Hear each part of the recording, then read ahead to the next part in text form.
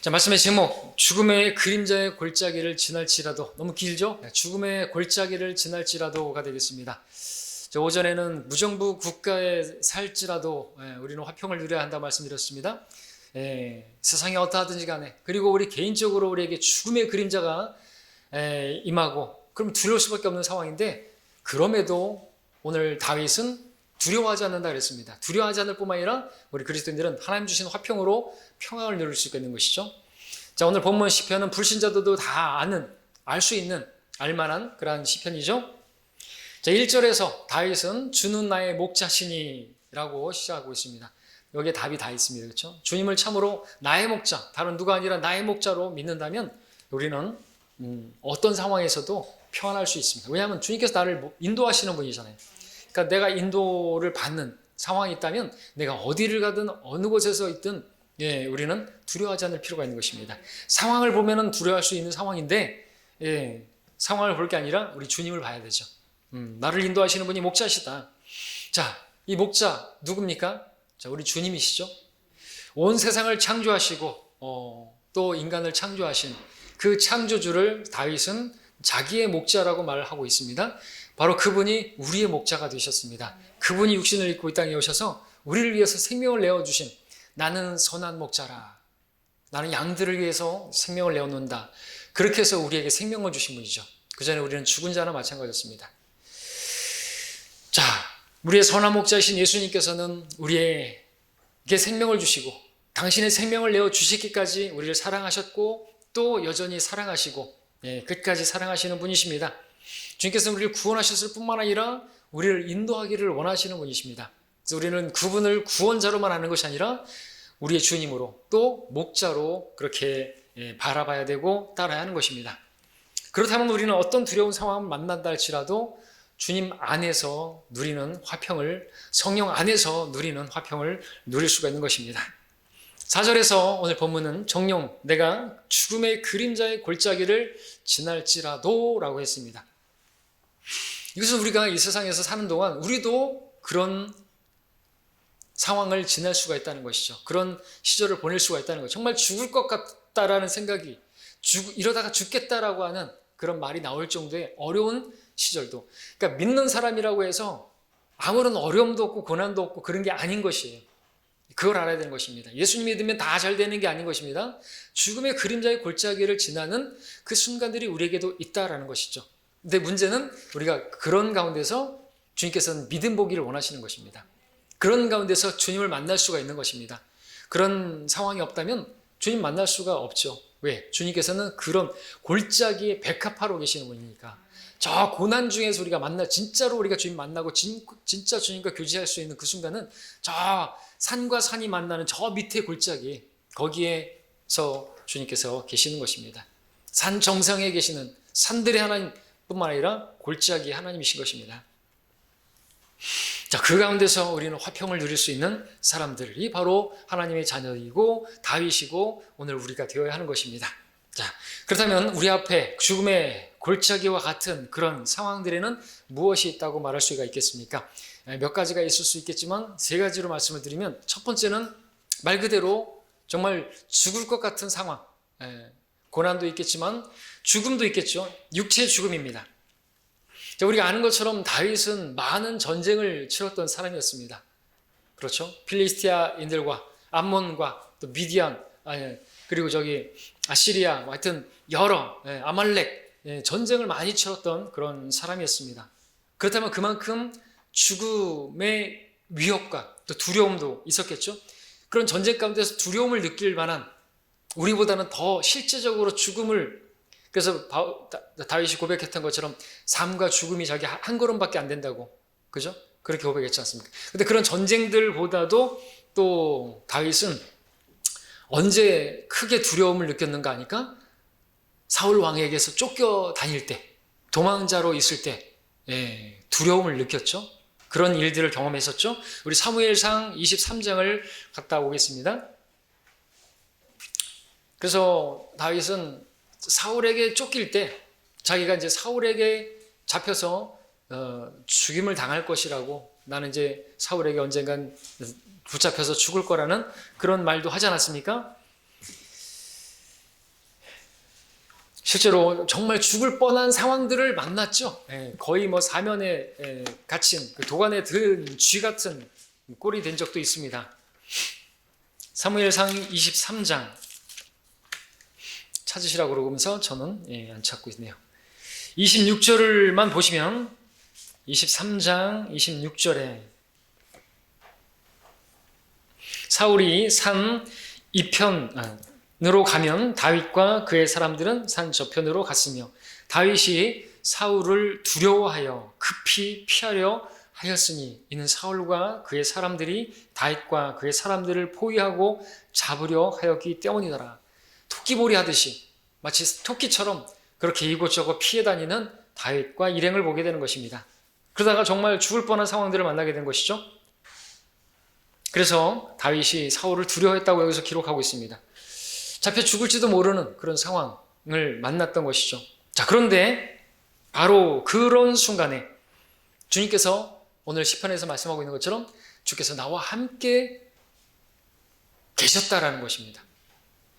그 당시에는 좀 두려워했겠죠. 잠시 흔들렸겠죠. 그래서 눈에 보이는 사울을 보고 두려워했지만 시편 23편에서는 그런 죽음의 그림자를 골짜기를 지나는 그 순간에도 주님께서 함께 하셨다라고 이렇게 돌아보니까 정말 나를 따른 것은 주의 선하심과 자비하심이 내 생애를 따랐구나.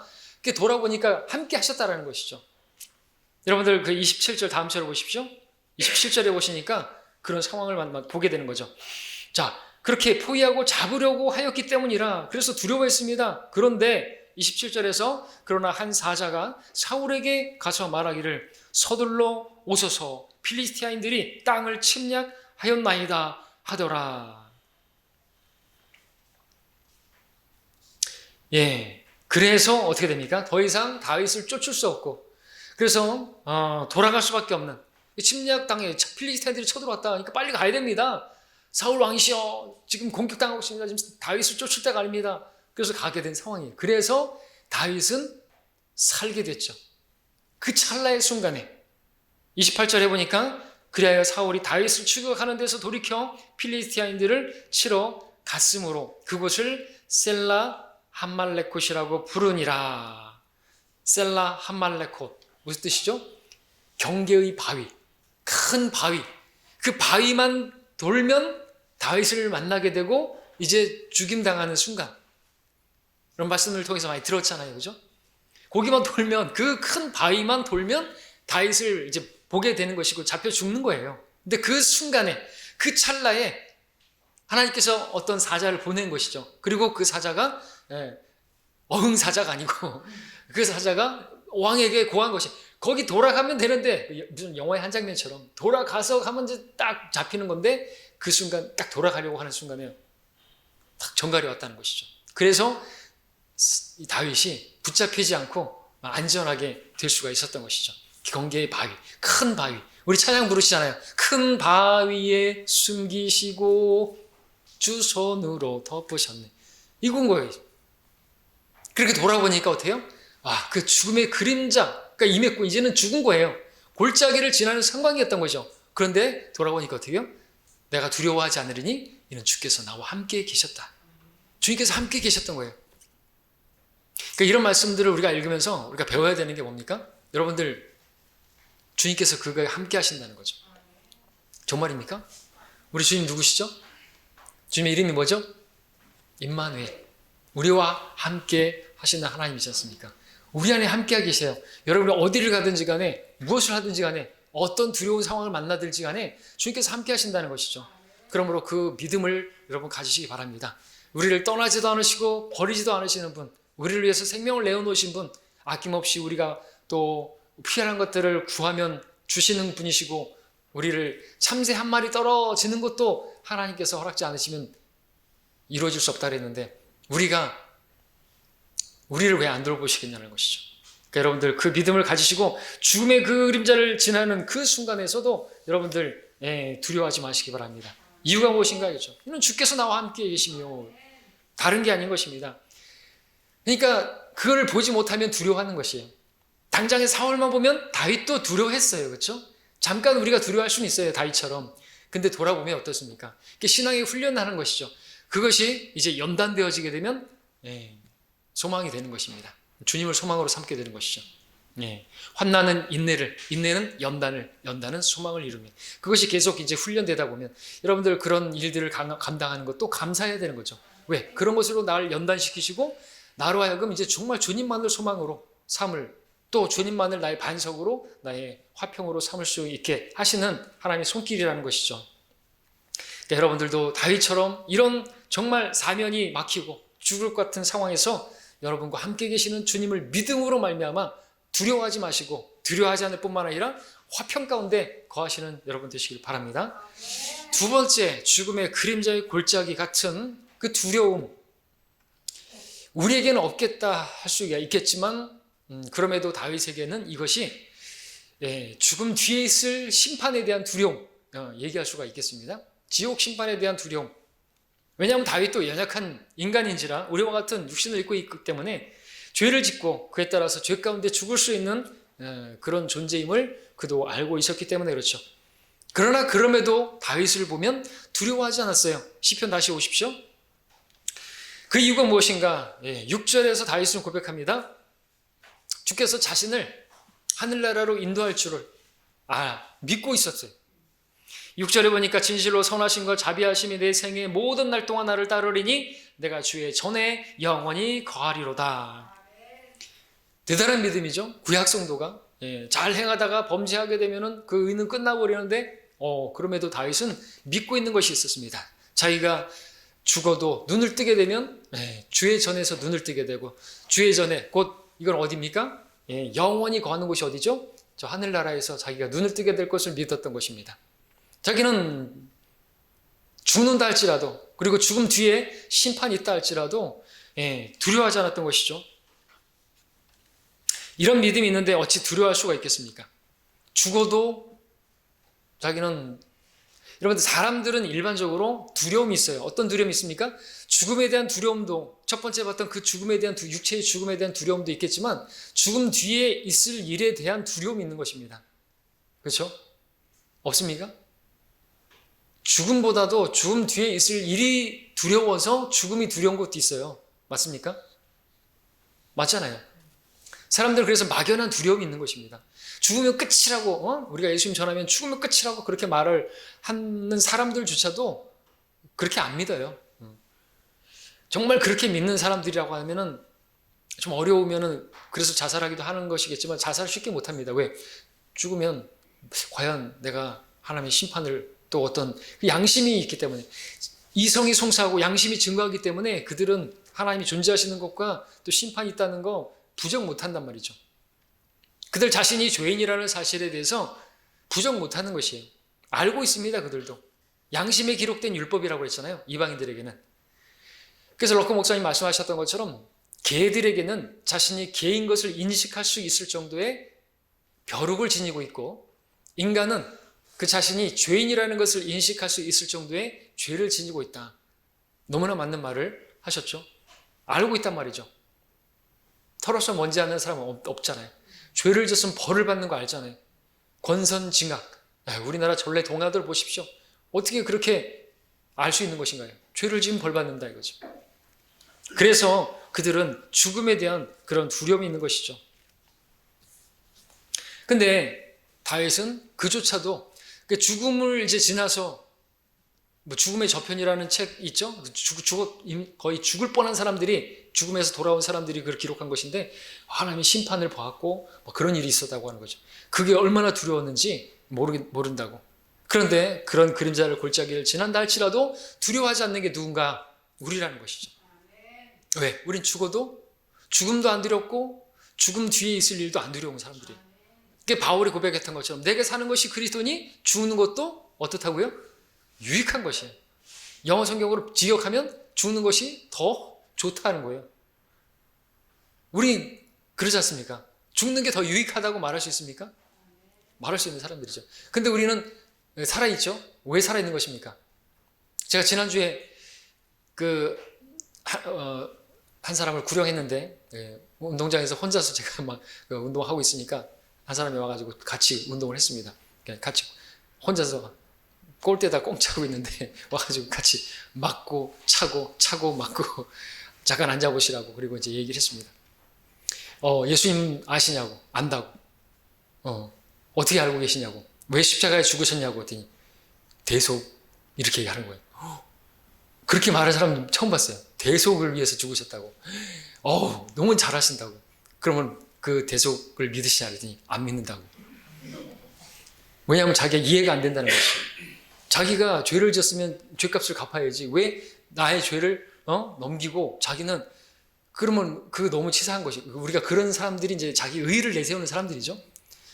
그리고 이제 마음에 안 드는 게 그렇게 죄를 그렇게 해서 대속했다고 하고 믿고 나서 자기가 봤을 때는 기독교인들이 아주 엉망인 것이죠. 그러니까 그렇게 죄 용서받았다고 마음대로 살고, 그러면 이제 그렇게 마음대로 살아도 뭐 지옥 안 가고 죄를 용서받았으니까 하늘나라 간다는 자체가 자기는 마음에 안 든다는 것이죠. 그러니까 그렇게 많이 들은 거예요. 자기 아내가 교회를 다니고 처가 쪽에 다 교회를 다닌다고 많이 들었는데, 복음을 그렇게 많이 들은 거죠. 그 복음 같은 걸 들은 것이죠. 그런 걸 다 떠나가지고 하여튼 다시 설명해 드렸습니다. 그 원리가 그런 것이고, 그리고 구원받고 나서 죄 짓고 마음대로 살아도 되는 그런 구원이 아니라고. 예수님께서 우리 죄 때문에 죽으셨는데 그걸 바르게 알고 바르게 가르쳐서 바르게 구원을 받은 사람들은 우리가 은혜를 하는 사람이 어떻게 죄 가운데 거하는 것이냐고, 그런 것들을 쭉 설명하고 나서 이제 다시 초청을 하니까 이제 예수 영접을 했습니다. 영접하고 나서 이제 하시는 말이, 그럼 이제 나는 하늘나라 가는 거예요? 그렇다고. 그럼 나 이제 죽을 날만 기다리면 되는 거예요? 그러는 거예요, 또. 그게 무슨 소리냐고. 또 이게, 봤어요. 이게 무슨. 그러니까 저도 가는데 가만히 생각해 보니까 우리는 죽을 날만 기다리고 살아도 행복하겠다라는 것이죠. 이 사람이 참 그런 얘기를 하는 거예요. 그럼 이제 우린 죽어도, 그러니까 우리 죽을 날만 기다리고 사는 거냐고. 근데 그건 또 아니라고. 그러니까 우리가 하나님 섬겨야 된다고. 그러니까 나를 구원해 주신 게 감사해서 감사를 드리는 게 예배 드리는 거라고. 그리고 또 사랑하는 아내 있을 것이고 자식들 있지 않냐고. 복음 전해야 된다고. 이걸 하는 게 우리가 남아있는 사명이라고. 지금 이 지구온은 침몰해 가고 있고, 사람들은 지금 죄 가운데서 결국엔 하나님의 심판을 기다리고 있는데, 그들에게 복음을 증거하는 거, 그렇게 증거하려면 하나님 말씀을 알아야 되고 확신을 가져야 되지 않겠느냐 이거죠. 하늘나라가 있고 지옥이 있고 하나님의 심판이 있다는 것들을 확신할 수 있으려면 믿음은 들음에서 나고, 하나님 말씀이니까 들으셔야 된다고. 그렇게 복음 전하고 나서 꽤 오랜 시간을 성경 공부를 했어요. 그분이 하는 말이 이제 인상적이더라고요. 죽을 날만 기다려도, 그러니까 자기는, 그분도 그렇게 느끼는 게 소망이 없는 거예요, 별로 이 세상에서. 이제 자기는 이제 죽을 날만 기다려도 되겠다. 이게 죽어도 괜찮겠다라는 것이죠. 그래서 감사했습니다. 저도 여러 가지 생각이 들고 그랬었습니다. 우리는 내가 사는 것이 그리스도니 죽는 것이 오히려 더 나아요. 어떻게 보면 우리는 죽을 날을 기다리는 사람들인데, 사실은 죽을 날을 기다리는 게 아니라 그거보다 주님께서 오시는 게 더 빠를 것 같으니까 주님 오시는 걸 기다리는 사람들이죠. 사실은 오실 때가 다 됐으니까. 우리가 죽으려면, 저는 한 20년이 더 살아야 70인데, 그러면은 20년을 또 여기서 어떻게 이러고 살아요. 빨리 오시는 게 좋을 것 같아요. 그죠? 그러니까 내가 빨리 가는 것보다 내가 가는 건 늦고, 그죠? 주님께서 오시는 게 빠르겠다. 그래서 우리가 기다리는 거죠. 근데 그분 입장에서 생각해 보니까 그렇더라는 거죠. 죽는 게 낫겠다는 거죠. 이제 그런 말씀을 드리려고 생각이 나서 말씀드렸는데, 그래서 믿는 사람들은 죽는 것도 두렵지 않은 것이, 죽음자의 그림자를 골짜기 지나가도 거기 뒤에 있을 일도 두려워하지 않는 것입니다. 왜냐하면 주님의 선하심과 자비하심을 알기 때문에, 내 온 생에 나를 따랐고, 그렇기 때문에 그러한 분께서 나를 버리지 않으실 것을, 내가 죄를 짓는다 할지라도 자백했을 때 주님께서 받아주신 다윗 아닙니까? 그죠? 살인하고 간음했어도 받아주신 분 아닙니까? 자백하니까 용서를 해주시는 분이지 않습니까? 그러니까 놀라운 사람이고, 그러한 주님을 아는 사람들이었기 때문에 다윗은 주님을 사랑했던 사람이죠. 주님을 사랑하니까 구원에 대해서도 확신을 가진 것이죠. 시편 18편에서 말하잖아요. 내가 주를 사랑하나이다. 나의 힘이신 주여, 내가 주를 사랑하나이다. 그렇게 사랑하는 사람에게 두려움이 있겠습니까? 사랑 안에는 두려움이 없나니 온전한 사랑은 두려움을 쫓아내느니라. 이는 두려움에는 고통이 있음이라. 두려워하는 자는 사랑 안에서 온전해지지 못하느니라. 십자가에서 나타나는 그 사랑, 이처럼 사랑하신 그 사랑을 아는 사람이 어떻게 두려워할 수가 있겠습니까? 사랑 안에는 두려움이 없는 것이죠. 다윗도 그렇게 고백했어요. 시편 18편에서 내가 주를 사랑하나이다. 그리고 내 생애 동안에 주님의 선하신 주님께서, 자비로우신 주님께서 내 모든 생애를 나를 따를 것인데 내가 어디서 잠을 깨겠습니까? 내가 죽어도 주의 전에서 영원히 내가 거할 줄 믿습니다. 그러니까 죽음의 그림자를 지날지라도 죽음 뒤에라도 두려워하지 않을 수가 있는 것이죠. 예. 정말 죽음을 앞둔 사람들이 두려워하는 것 중에서 가장 큰 두려움이라고 하는 것은 지옥에 대한 두려움인 것입니다. 제가 강릉에 있을 때 제가 구령했던 그 형제 있습니다. 그 형제가 다른 친구에게 복음을 전했습니다. 근데 그 친구가 안 믿는다고 무슨 지옥 같은 게 어디 있냐고 언젠가 간증을 드렸지만, 근데 그 친구가 같이 동거하는 그 여자를 다방에다 맡겨놓고 돈을 이렇게 빌려서 도박을 했는데 다 날려버렸습니다. 그리고 시간이 지나서 갔는데 그 여자는 부산 어디로 그렇게 가게 돼버렸어요.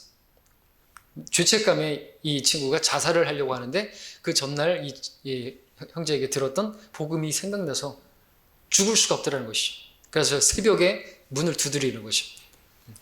승기야, 내가 죽으려고 이래 말해. 내가 내 동거녀를 팔아먹었다. 내가 어디 갔는지도 모르고 갔는데 찾을 수가 없다. 그래서 그 죄책감 때문에 죽으려고 그러는데, 자살하려고 그러는데 네가 얘기했던 그 지옥 때문에 내가 두려워서 못 죽겠다. 그래서 복음을 듣고 받아들였습니다. 그리고 이제 부산에 내려가가지고 또 찾아다니고 그랬었는데 찾을 수가 없는 것이에요. 그 죄책감이 어떻겠습니까? 그 전까지는 막 지옥이 어디 있어 임마 그랬는데, 같은 포크레인 기사였거든요. 그랬는데 두려운 거예요. 죽으려고 그러니까 이제 그 두려움이 있는 것입니다. 왜? 자기가 양심을 통해서, 이성을 통해서 아니까. 성경은 모든 사람이 죄를 지었다고 말하고 있어요. 그 자신이 죄를 지어서 죄인이 아니라 성경은 이미 죄인으로 태어났기 때문에 죄를 짓는 것이라고 말하고 있고, 사람들은 행위의 죄만 보지만 주님께서는 우리 마음의 죄도 죄라고 말하고 있잖아요.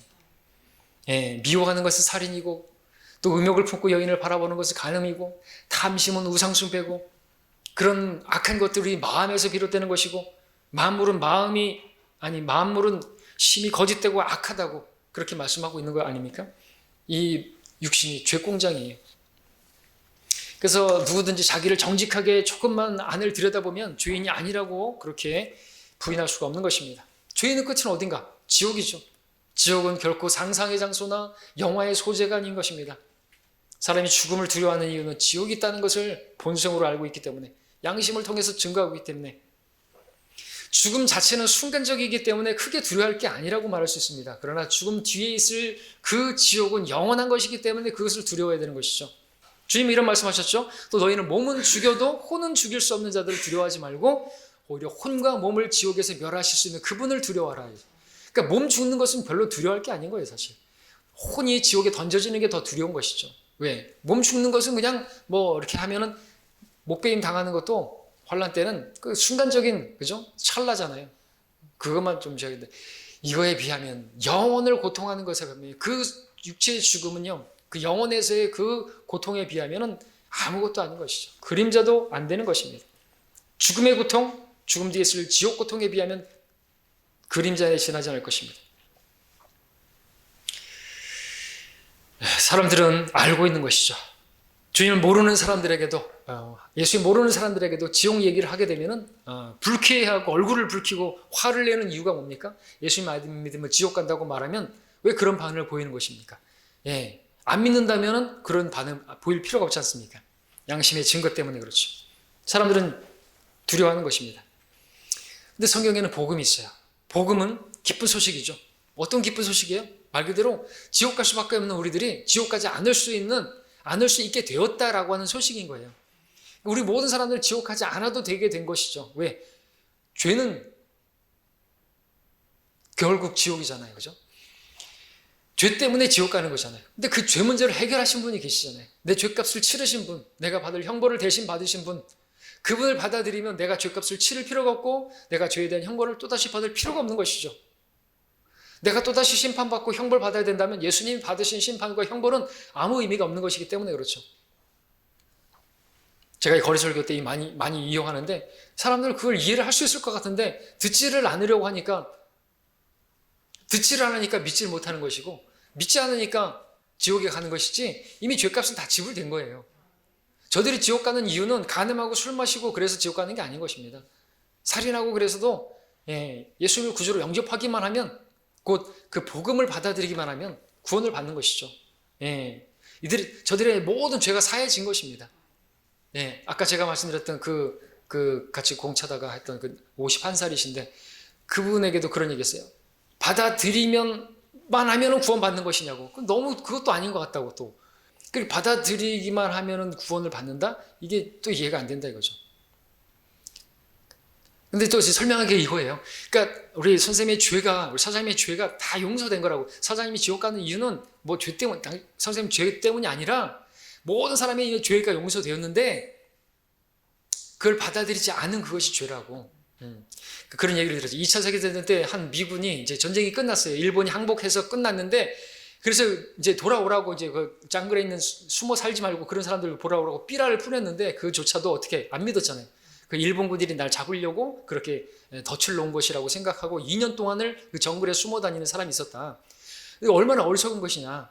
그거를 믿고 나오면 되고 그리고 그 미군 부대로 들어가면 되는 거라고. 사님도 마찬가지라고. 지금 다 용서가 되었고 지금 뭐 다 끝났는데 그리고 받아들이기만 하면 되는 거라고. 몰랐을 뿐이라고. 알고 있었지만 그 대속을 믿지 않았을 뿐이라고. 믿기만 하면 되신다고. 그런 이유로 이제 그러니까 마치 미군 병사와 같은 모습이시라고 지금 받아들이기만 하면 된다고. 이제 그랬을 때 그렇게 이제 이해를 하시고 이제 받아들이게 되셨는데, 예, 이게 복음인 것이죠. 자, 이것을 받아들인 사람에게는 이제 이 죄 문제가 해결되었기 때문에 이제 의롭게 되었기 때문에 화평이 임하는 것이죠. 믿음으로 의롭게 되었으니 하나님과 화평을 갖느니라. 그러니까 죽음 뒤에 있을 일에 대해서 두려워하는 것이 아니라, 예, 돌아가시는 분들, 우리 믿음 안에서 돌아가시는 분들 편안하게 잠드시잖아요. 마더 테레사는 아주 발악하면서 그렇게 두려움 가운데서 공포 가운데 죽었다 그러는데 구원받 안 받았으니까 그렇죠. 구원받은 사람들은 두려워하지 않습니다. 그 죽음의 골짜기를 지나가는 그 상황에서도 두려워하지 않고 편안하게 안식한다는 것이죠. 우리 장례식장 같은 데서 보면은, 예, 그리고 이제 유족들도 그리스도인들은 막 울고 하지 않잖아요. 그렇게 슬퍼하지 않지 않습니까? 정신줄을 놓을 것처럼 그렇게 하지 않습니까? 왜? 어디 가시는지 아십니까? 주님께서는 이제 고통도 없고 늙음도 없고 아픔도 없는 곳에서 계실 것을 믿기 때문에 우리는 그렇게 믿지 않는 사람들처럼 크게 슬퍼하지 않지 않습니까? 잠시 슬퍼할 수 있었단 말이죠. 이게 복음인 것입니다. 그렇게 믿은 사람들은 두려워하지 않습니다. 정녕 내가 죽음의 그림자의 골짜기를 지날지라도 악을 두려워하지 않으리니. 어떤 악한 일이 일어나지 않어요 우리는. 그죠? 죽음 뒤에 우리는 그 지옥에 가지 않는, 이는 주께서 나와 함께 계시며 주님을 믿는 사람들에게는 주님께서 그 마음속에 들어와서 그와 함께 하시죠. 그러므로 주님을 믿은 사람들은 비록 죽는다 할지라도 두려워하지 않는 것입니다. 네, 하늘나라로 옮겨질 것을 알기 때문에 그렇죠. 이것을 아는 믿음이 화평을 가져다 주는 것입니다. 내가 너에게 화평을 남겨두라니 나의 화평을 너희에게 주노라. 내가 너희에게 주는 것은 세상이 주는 것과 같지 아니하니 마음에 근심하지 말고 두려워 말라. 주님 믿을 때 주님께서 마음속에 들어오심으로 모든 두려움에서 벗어나서 세상이 줄 수 없는, 세상에서 한 번도 경험하지 보지 못한 그러한 화평을 갖게 되는 것이죠. 이 화평은 세상이 어떠하다 할지라도, 이 나라가 어떠하다 할지라도, 내가 죽는다 할지라도 빼앗을 수 없는 그런 화평인 것입니다. 세상이 주는 화평은요, 그런 것들을 빼앗기면 그 즉시로 잃어버리는 것이죠. 근데 하나님께서, 우리 주님께서 주신 평화는요, 그런 것과 상관없이 변함없이 여전히 지켜지는 평화, 화평인 것입니다. 우리가 죽는다 할지라도 우리 혼의 목자이신 그분께서 우리를 맞아들이시고 우리를 하늘나라로 인도하실 것을 믿기 때문에 두려워하지 않을 수 있는 것이죠. 두려워하지 않을 뿐만 아니라 우리는 하나님이 주시는 화평을 누리게 되는 것입니다. 자, 세 번째, 죽음의 그림자의 골짜기를 지날지라도 라는 말씀. 자, 우리가 또 어디에 또 적용해 볼 수 있습니까? 불같은 시련을 당할 때, 어떤 진짜 고통스러운 일을 당할 때, 정말 죽을 것 같은 그런 상황도 있겠죠. 뭐 재정적인 문제도 그럴 수 있겠죠. 그러나 그런 것보다도 여러분들 나의 죽음이나 이런 것뿐만 아니라 다른 내가 사랑하는 사람의 죽음은 어떻습니까? 내가 사랑하는 사람이 죽어가는 것을 보면 어떻습니까? 그러면은 정말 사랑한다면 내가 죽는 것 같은 그런 마음이 들죠. 그죠? 그렇더라도 우리는 두렵지 않을 수가 있다는 것입니다. 내가 사랑하는 사람이 죽어가는 것을 볼 때 정말 죽음의 그림자가 드리워지고 정말 나는 두려울 수밖에 없겠죠. 왜? 그가 죽는 것이 이제 이별하는데 다윗이 내가 죽음의 그림자의 골짜기를 지날지라도 라고 했던 것처럼 내가 정말 죽을 것 같은 심정에 놓일 만한 상황, 그때는 내가 사랑하는 사람이 죽어가는 것을 볼 때가 아닐까. 자, 그럼에도 우리는 두려워하지 않을 수가 있습니다. 우리 누가복음 8장에 가서 보겠습니다. 누가복음 8장에 보시면 여기에 정말 죽을 것 같은, 자신이 죽는 건 아니지만 자기가 사랑하는 사람이 죽어가는 그 모습을 보는 여러분 마음이 어떨까요? 정말 같이 죽을 것 같죠. 왜? 자식은, 또 딸은, 특별히 외동딸인데 야이로의 딸이죠. 눈에 넣으면 아프죠. 그런 딸이 죽어가는 것입니다. 눈에 넣어도 아프지 않을. 그런데 자, 8장 41절을 보시면 보라, 야이로라 이름하는 사람이 왔는데 그는 회당장이더라. 그가 예수의 발 앞에 엎드려 자기 집으로 오기를 간청하더라. 자, 이 사람이 만난 두려운 일이 무엇입니까? 죽음의 그림자의 골짜기를 지나는 것 같은 두려움은 무엇입니까? 42절에 보니까 다음 절에 그 사람에게는 12살쯤 된 외동딸이 있었는데 그 딸이 죽어감이더라. 주께서 가실 때에 무리들이 애워싸더라. 외동딸이 죽어가는 그 일. 나는 아니지만 내가 사랑하는 그가 죽음의 그림자를 지나가고 있는 것이, 그러면 자신에게도 그렇겠죠. 외동딸이면 얼마나 이쁠까요? 특별히 아버지에게 있어서 아들보다는 딸이 더 이쁘고 그렇지 않습니까? 외동딸인데 눈에 넣으면 아프겠지만 그렇게 아프지 않을 딸이라고 하는데, 아들도 당연히 이제 아프지 않겠지만 어렸을 때는. 자, 그런데 41절에 보니까 정말 죽을 것 같은 그런 심정이었어서 어떻게 했습니까? 주님께 왔죠. 간청을 한 것이죠. 집으로 오시기를 간청했습니다. 야이로는 자신의 문제를 가지고 주님께 나온 것입니다. 너무나 잘한 것이죠. 우리가 절망적인 상황을 만났을 때 우리가 해야 하는 유일한 한 가지는 이것입니다.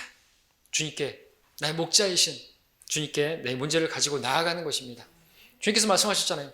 다 가지고 오라고. 수고하고 무거운 짐진 자들은 다 내게로 오라고. 내가 쉼을 주리라고, 화평을 주리라고. 두려워하는 그 일들 두려워하지 않게 해주겠다고 말씀하시는 것이죠. 너의 짐을 주께 맡기라. 그러면 그가 너를 붙드시고 의인이 흔들리는 것을 결코 허락하지 아니하시리라. 가지고 오라고 하셨습니다. 그러니까 맡기시면 되죠. 그러면 맡기면 화평이 임하게 되겠죠. 기도하면 하나님께서 고난을 받는 자가 있느냐? 그는 기도할지니라. 기도하셔야 되는 것입니다. 근데 그런 어려움이 그래서 오기 때문에 감사하는 거예요, 이것도. 왜? 주님 안 찾아요. 어려움이 없으면, 그런 상황이 없으면 라오디케아가 되죠. 나는 아무것도 부족한 것이 없고 나는 모든 것이 있으니 주님도 필요 없게 되는 것입니다. 자, 기도하고 맡기면 화평을 얻게 되겠죠. 그런데 여러분들 기도해 보셨지만 기도한다고 해서 응답이 다 되는 것도 아니고, 기도했는데도 불구하고 다르게 이상하게 꼬이는 경우도 있죠. 그런 것을 여기서 기록하고 있죠. 49절을 보시면, 자, 이제 주님께서 야이로와 함께 이제 그 기도에 응답해 주셔가지고 딸과 함께, 딸이 있는 곳으로 함께 가고 있는 상황인데, 청천벽력 같은 소리를 듣죠. 49절에 주께서 아직 말씀하고 계시는데 회당장 집에서 어떤 사람이 와서 그에게 말하기를 당신의 딸이 죽었으니 선생님을 괴롭히지 마소서 하더라. 자, 두려워하던 일이 벌어지고 말았어요. 그 중간에 또 어떤 사람이 끼어들어가지고 시간이 지체되면서 원망도 했겠지만 어쨌든 두려워하던 일이 생겨버렸네요. 욥도 그렇게 고백했죠. 내게 두려워하는 일이 내게 임하였도다. 그게 뭐냐? 자식도 다 잃어버렸어요. 자식이 다 죽어버렸어요. 한날 야이로의 마음이 어땠겠습니까? 모든 것이 다 무너져 내리는 것 같겠죠? 하나밖에 없는 딸인데 말이죠. 자, 여기서 우리가 주목해 볼 것은 야이로가 주님께 간청했고 주님께서 이제 기도 응답해 주시는 그 과정에 있는데도 불구하고 일이 이상하게 되어버렸다는 거죠. 딸이 죽어버린 것입니다. 이처럼 우리도 주님께 기도했음에도 불구하고 내가 기도한 대로, 내가 바라는 대로 이루어지지 않을 때도 있다는 것입니다. 야이로의 경우처럼 이제는 더 이상 기도해봐야 소용이 없겠다라고 하는 그런 지경에 놓일 수도 있다는 것이죠. 정말 더 두려운 상황을 절망적인 상황을 만날 수도 있다는 거죠. 그럴 때 어떤 마음이 들겠습니까? 49절에서 사람들이 당신의 딸이 죽었으니까 선생님 괴롭히지 마소서라고 말하고 있는 것처럼 더 이상 이제 주님이 필요 없어요. 내가 주님께 더 이상 성가시게 기도할 필요가 없어요. 이제는 주님이 필요 없다고 그렇게 말하는 상황이 놓이겠죠. 자신이 기대하던 것이 뭡니까? 주님께서 딸을 죽기 전에 와서 살려주는 거 아닙니까? 근데 죽어버린 것이에요. 이제 더 이상 기도할 필요가 없다고 생각하는 것이죠. 우리도 그럴 때가 있습니다. 내가 기도하던 것이 그대로 되어지지 않고 이상하게 오히려 거꾸로 일이 진행될 때 있지 않습니까? 그럴 때 우리가 당황스럽기도 하지만 이제 더 두려운 것이죠. 딸이 죽었어요. 얼마나 더 두려운 것입니까? 내가 이제 어떻게 살아야 되나 이제 그걸 생각하면 얼마나 공포스러울까요? 자, 그런데 주님께서 그런 야이로에게 50절과 같이 말씀하셨죠. 그러나 예수께서 이 말을 들으시고 그에게 대답하여 말씀하시기를 두려워 말고 믿기만 하라. 그러면 그 아이가 낫게 되리라고 하시고 두려워 말고 믿기만 하라 말씀하고 있습니다. 문제는 역시 우리에게 있는 것입니다. 어쩌면 믿음 없이 가고 있었지는 않았을까? 그렇죠? 딸에게 가는데 두려워 말고 믿기만 하라. 그렇죠? 기도하려면 믿음으로 기도해야 되는 것이죠. 두려워 말라. 다시 말하면 마음의 화평을 가져라. 주님께서 일을 하실 때는 언제인 것입니까? 우리가 주님께 기도하는 것도 잘하는 거지만 기도했으면 맡기라 이거죠. 맡기면 두려워하지 말아야죠. 기도했으면 아무것도 염려하지 말고 그죠? 마음과 생각이 지켜져야죠. 하나님 주시는 화평으로 내 마음이 채워져 있어야죠. 그래야 주님이 일하신다니까요. 그런 상황이라도 두려워하지 말라고 말씀하십니다. 여러분들이 기도했지만 믿음 없이 기도했을 경우에 일이 이상하게 되면요 깨달으셔야 되는 거죠. 내가 혹시 감사함으로 기도하지 않았는 것인가?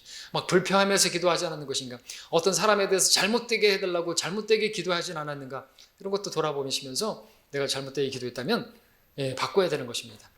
그리고 그런 상황에 놓였다 할지라도 두려워하지 말고 믿는 것입니다. 주님. 그리고 화평해야 되는 것이죠.